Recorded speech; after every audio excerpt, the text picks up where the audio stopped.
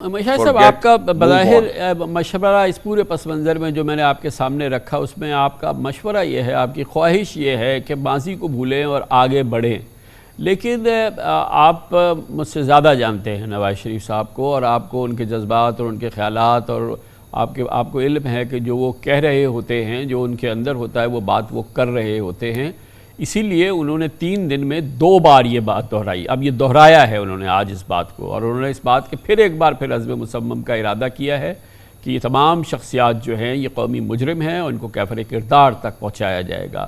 وہ اب اس بات کو دہرا رہے ہیں، پوری قوت سے دہرا رہے ہیں، اور اپنی پارٹی کی سینئر لیڈرشپ جو ان کے پاس پہنچی تھی بظاہر یہ کہنے کے لیے کہ آپ یہ بات نہ کریں، لگتا نہیں ہے کہ نواز شریف صاحب یہ بات مانیں گے. آپ کو معلوم ہے کہ وہ انہوں نے جنرل مشرف کو اپنی حد تک جس لیول تک وہ لے جانا چاہتے تھے، لے جا سکتے تھے، وہ لے کر گئے، چاہے اس کی انہوں نے جو قیمت بھی ادا کی. تو بظاہر جو آپ کا مشورہ یا جو آپ کا تاریخی پس منظر آپ سامنے رکھ رہے ہیں، نیلسن منڈیلا کا آپ نے مثال دی، وہ ہمارے ماحول میں یا نواز شریف صاحب جو ہیں وہ اس پر عمل کرتے نظر نہیں آ رہے. لیکن دیکھیں ایک میاں صاحب کا ایک چیز تو جائز ہے نا کامران صاحب، کہ جو 2017 میں ہوا، اور میں اس وقت سینیٹر تھا، اور میں نے پبلکلی، اب میں واحد سینیٹر تھا مسلم لیگ نون کا جس نے اعلان کیا تھا، میں نے اصطلاح استعمال کی تھی کہ میاں صاحب کو نکالا گیا ہے سافٹ کو کے ذریعے، اور یہ سافٹ کو جوڈیشری کے ذریعے ہوا تھا. اور بلکہ جب انہوں نے جیل میں گئے تو میں نے کہا کہ میاں صاحب سیاسی قیدی ہیں، بلکہ وہ پی ٹی آئی کی حکومت تھی، وہ شور مچ گیا سیاسی قیدی کیسے، ان کے خلاف یہ چارجز ہیں. میں کہا نہیں، وہ اپنی سیاست کی وجہ سے، سیاست پالیسیز کی وجہ سے وہ جیل میں ہیں. ہی از اے پولیٹیکل پرزنر.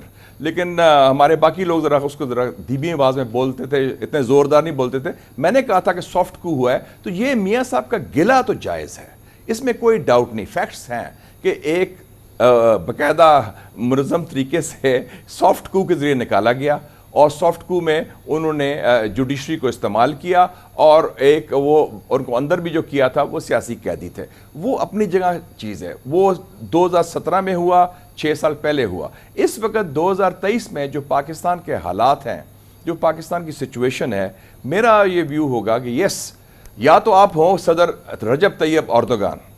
جب ان کے خلاف کو ہوا تھا تو میں ایک ڈیلیگیشن لے کے گیا جولائی 2016 میں، تو میں اگست میں گیا.